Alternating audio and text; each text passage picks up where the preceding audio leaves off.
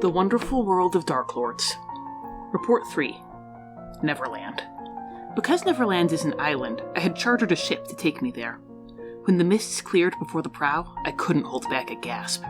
The natural beauty of Encanto was breathtaking, but Neverland was an overtly magical place, even more so than Darkon. Mermaids and fae lived openly alongside humans, some of whom could fly, and I even thought I caught a glimpse of... well, it doesn't matter what I thought, a childhood fancy. The captain refused to go near the island itself, claiming that there were pirates in the waters, but allowed one of his men to row me ashore in a jolly boat. There, I was immediately beset by a band of children, armed to the teeth with swords that were clearly not for play.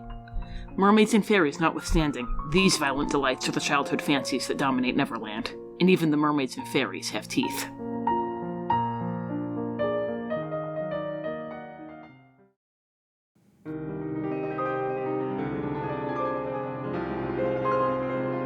The Lord. On the surface, Neverland appears to have no single ruler. Instead, the domain has 3 distinct adversarial factions, each led by a powerful personality.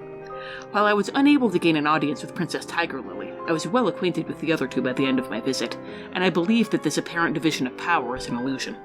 The children, who call themselves the Lost Boys, are led by an unspeakably arrogant boy named Peter Pan.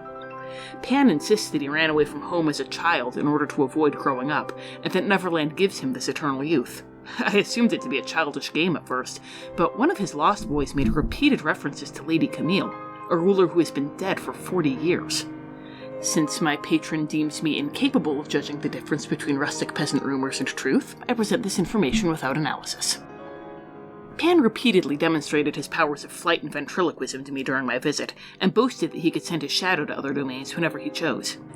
When I asked whether he could leave bodily as well, his expression briefly changed to one of panic before he scoffed and asked why he would ever want to leave Neverland behind. It is a fair question. His Lost Boys follow him with a fanaticism that puts the most dedicated resident of Encanto to shame. The other leader in Neverland, James Hook, commands a vicious band of pirates and is bent on finding and killing Pan.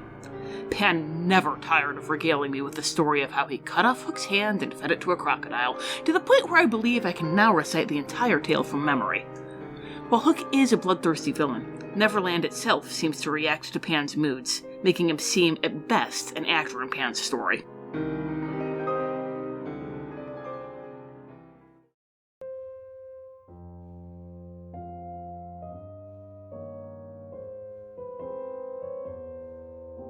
The Land. I discovered a curious and insidious trap within Neverland. Its denizens, without fail, seem to have forgotten that they ever lived anywhere else. This effect seems even more extreme than that which befalls the people of Darkon, as they also lose interest in anything outside of Neverland, and often outside of Pan. What's more, their perceptions seem to fall in line with Pan's beliefs and expectations. After I'd spent a few hours with the Lost Boys, Pan accepted me as one of them, and they immediately treated me as though I were a child myself, something I have experienced far too often of late, and spoke as though I had been part of their band for years. During a brief sortie with the pirates, those scoundrels also referred to me as a little girl. Beyond the Lost Boys, natives, and pirates, Neverland is filled with constant adventure of a particularly violent and harrowing sort. There are mermaids, caverns, crumbling castles, and 100 other tempting delights, but none are safe, and while Pan sometimes enjoys playing the chivalrous rescuer when one of his number is in danger, he ultimately cares little about their fate. One of the Lost Boys, Bird, drowned when a mermaid held him under too long during water tag. Pan laughed heartily at the joke she had played on him, and moments later, all the Lost Boys had forgotten that Bird ever existed.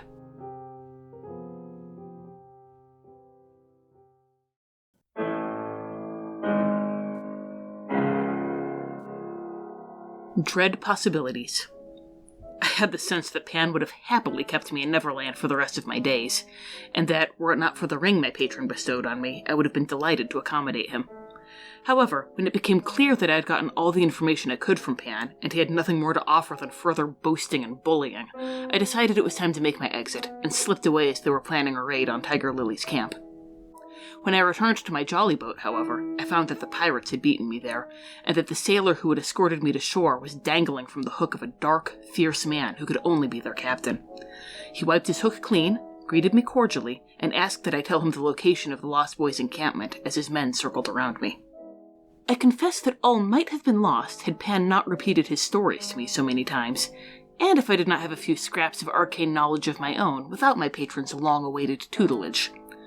Minor illusion is a parlor trick at best, but it can summon the sound of a ticking clock. Hook panicked and fled, his men at his heels, and I was able to return to my ship.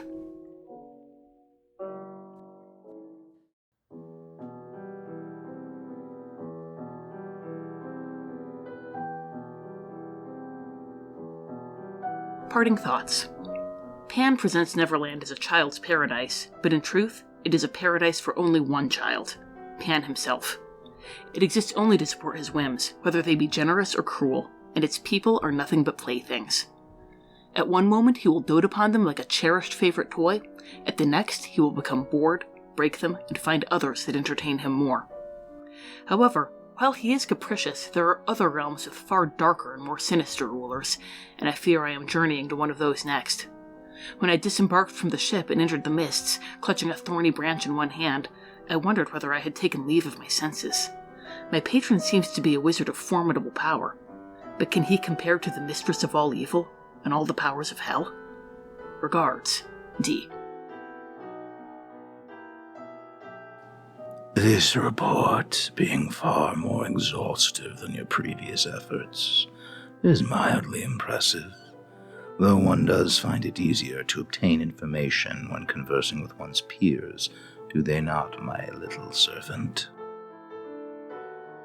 I find Pan's reluctance to leave Neverland quite curious, and there's likely more to him than his boisterous attitude implies.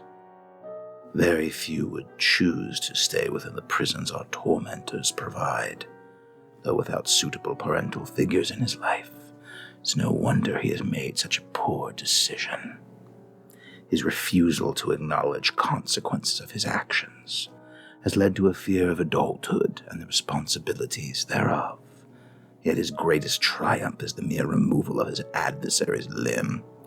One wonders how long he has been enacting the same stories, and how much of his childish nature is genuine. Though your insolent attitude is becoming vexatious, your efforts have not gone without notice. If my little servant is to survive her next expedition, more than novice spell work shall be required. Open the tome you were granted, and you shall find something of interest there.